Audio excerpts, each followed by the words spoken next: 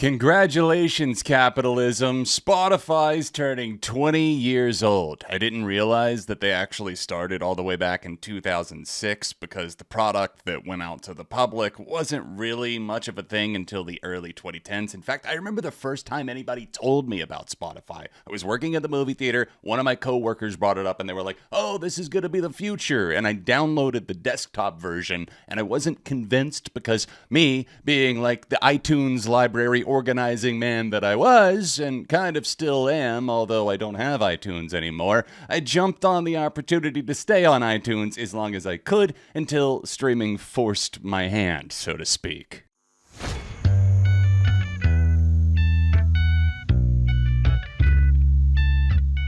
For their 20th anniversary, Spotify just launched this Your Party of the Years feature, which is supposed to take us on a recap of all of our listening history since we've had Spotify. And I'm going to look at mine today and see if it actually feels like it adds up. I really feel like Spotify, given their history with Spotify Wrapped each year, I don't know if there's going to be a ton of meat on the bones here. Let's go ahead and tap in and see how much copyrighted music we can get away with here as we look back at my streaming history. I think I've been on the platform for about 15 years. I didn't get a premium subscription until 2015. I hear Midnight City already, right out of the gate. That's good signs right there. So, my first day on Spotify was July 30th, 2011. I wonder what made that day in particular so special. I think that might have been the day that my coworker told me about it, and that was about 15 years ago. I was right on the money there. Cake day, if you will. Since then, I've listened to almost 42,000 unique songs. Yeah, let's pat myself on the back for that one. I feel like that's a high number, but at the same time, I don't know. I'm curious. Let me know in the comments what your total amount of songs was, because part of me feels like that should be over 100,000. But then again, there's only so much time, and I gotta hear these songs multiple times, right? It's 2011, which was the first ever listen that I had on Spotify. Oh my God, Chitty Bang and Icona Pop, Lonely Lullaby, Owl City, Chitty Bang, Mind Your Manners. Nuclear Family wasn't out in 2011, and then Bon Iver, Minnesota. Shit, I gotta go Owl City. Is that right? I feel like it's gotta be right, but I'm probably wrong. My first song on Spotify. I know, it's such a big deal. Wow, I got it right. Yeah, that was back in the Owl City days. Yeah, that's really sad that was the first one, because that's actually one of the Owl City songs that I think holds up relatively well. Most streamed artist of all time being Green Day. Least surprising thing of all time, okay? I don't care if you care that you saw that coming from a mile away. I've spent 7,825 minutes with them so far, and that's just on Spotify, guys. Keep in mind, these are just Spotify numbers. I listen on YouTube, vinyl, CDs as well. My top songs of all time, established 2011. I hear Your Love's Whore, Wolf Alice. Oh, yes. That's it. That's really it. That's all you got for me, Spotify. All right, cool. Honestly, Daniel Eck and company over there at Spotify, this is really all you could cook up. This was like 30 seconds. I could have gone through that even faster. And I think this raises more questions to me. It's like, okay, you've got all this data. Why not actually let us see how many times we've streamed a song or an album, or, more specific stats than this, for fuck's sake? Let's go ahead and save this to the library, because I need to know what's actually in the full-on playlist here, right? My top songs of all time. We do have a stream counter. Fuck, thank you. I'm out here ranting about a problem that I've created, because historically speaking, can you blame me, okay? They never give us anything. Well, no wonder it was playing Your Love's Whore, my most streamed song of all time on Spotify, and genuinely a top 3 song of all time. Not to spoil my own top 100 songs list, which is still coming soon as I can lock that in fully. I change my mind a lot. A lot of new songs come along and some fade out. It's so hard to put a top 100 in place. Photo finish over here. Your Love's Whore is number 1 by 1 stream. This Must Be My Dream, The Mother We Share, In Shallow Seas We Sail by Emery. Oh my god. That and Mother We Share are the first two songs in my library saved to the likes that I still have in there to this day. I feel like we're gonna see a lot of 1975 songs from that album cycle in my top 10 or 20. Aqua Sun at number 5 by Basement, which is making me sad given the lack of quality in their new music. I had been so stoked for them to come back, and I just, no comment. Dracula by Tame Impala is already at number 6. Holy shit, that could technically be number 4 because that's a 3-way tie. Going through some shit last year and Dracula on repeat. Sex, the EP version, because come on, I'm not an uncultured swine over here, and if you can't tell the difference, you might just be. It's so mean, but it's true. Some classic Fall Out Boy, Sugar We're Going Down, Freezy, Wolf Alice. What a weird whiplash smorgasbord, because some of these songs I would have expected because they've been in rotation and been out for a long time, and I think that anything on my list is going to heavily favor music that's been released 2015 to now. Obviously, that's had the most time to rack up streams, so I'm thinking the older stuff is going to be the most streamed, and then Along Walks in My Room by Julia Wolf, beating New Perspective by Panic at the Disco by a single stream. Really locked the fuck in on that Julia Wolf album. There was so much that, as an emotionally unstable 30-something adult, I related to 1,000,000%. It's kind of crazy, though, that and Dracula I've had in my rotation no more than a year. Dracula much less, actually, and already they're in my top 20 most streamed ever. Granted, 2025 was the first year that I really allowed myself the freedom to,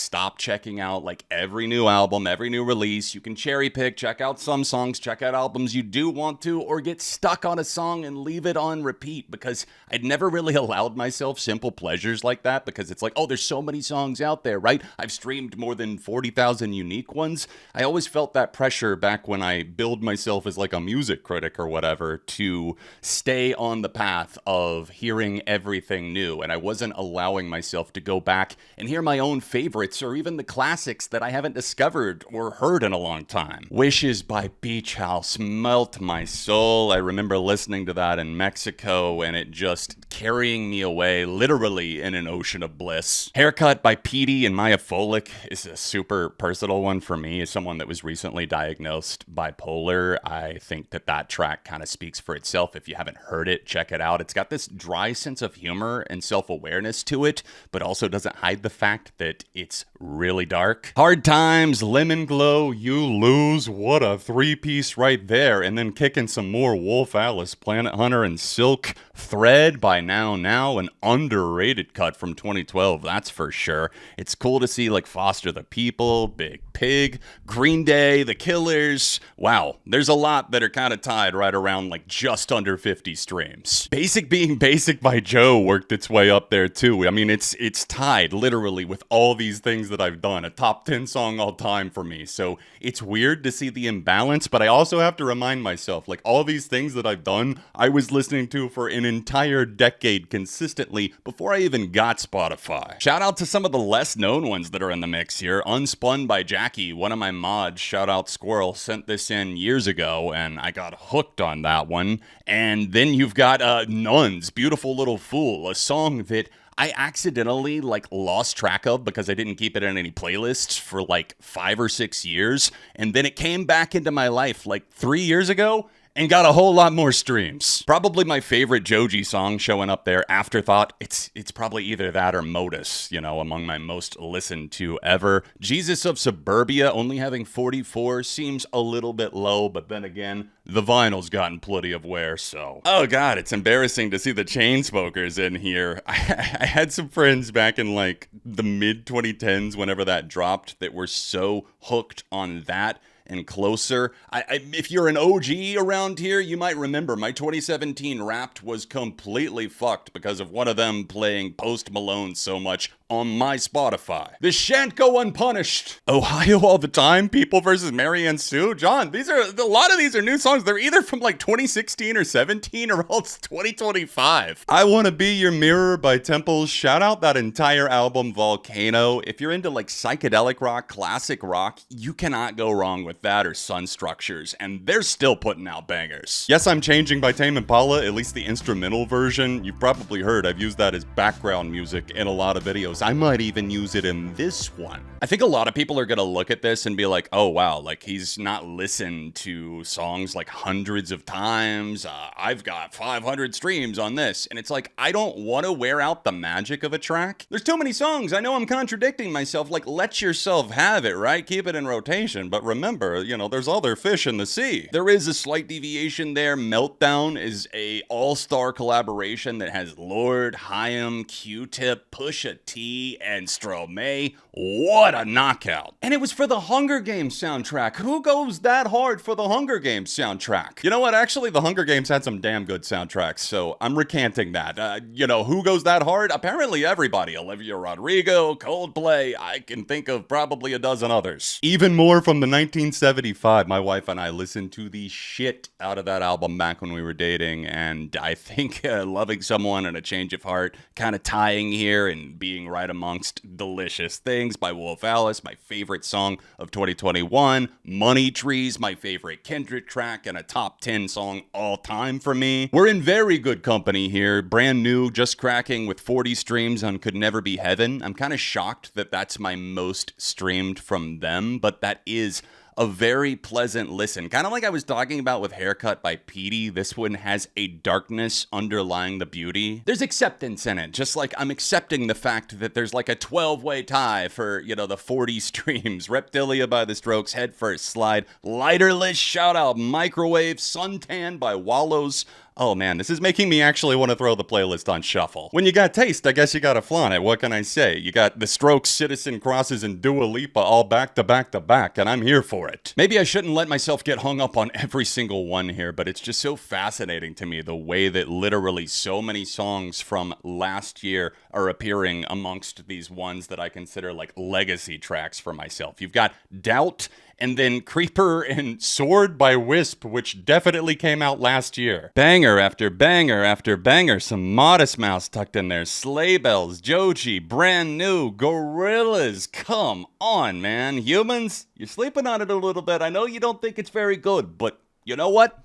It's one that kind of made me a bigger fan. There's some more Mag Bay. I was wondering why I hadn't seen more of them, but then again, I feel like I do so much like I listen to a lot of their songs that the streaming kind of gets spread out, I'm out here seeding the garden. So much Churches too, and finally some Queens of the Stone Age, Casey Musgraves, Radiohead. My wife would be pissed about this one. Scumbag featuring Blink-182, I think still haunts her. It's always interesting when you lock in on a certain song and it just drives somebody else wild and you're like, oh no, this is the best thing ever. Can't Deny My Love for that song by Brandon Flowers. I'm kind of surprised that I've listened to that one as much on Spotify. Fantagram, Robert DeLong, Red Hot Chili Peppers, Pierce the Veil, Bring Me the Horizon, Ray, Escapism. Come on now, throw some spice and attitude on that one because I'll be singing back every single word. I think we're almost to the bottom here. More Mag Bay, Lizzie McAlpine, the band Camino, Tommy Richman, and The City by the 1975. And of course, the first stream ever. They had to throw Lonely Lullaby in there. A hell of a mix. We've got all that, and then it's just like, how about this like super sad Owl City song that you haven't thought about in like 13 years? All right, neighbor, I showed you mine, so show me yours in the comments, okay? Whether you think you want to vote me the worst bar in America, the worst taste in America, or if you saw something in there you were like, oh wow, that's extremely underrated, or I'm shocked that you streamed that song that much. Any and all thoughts, leave them in the comments, hit that like button for me, and I'll see you soon on Beyond ARTV.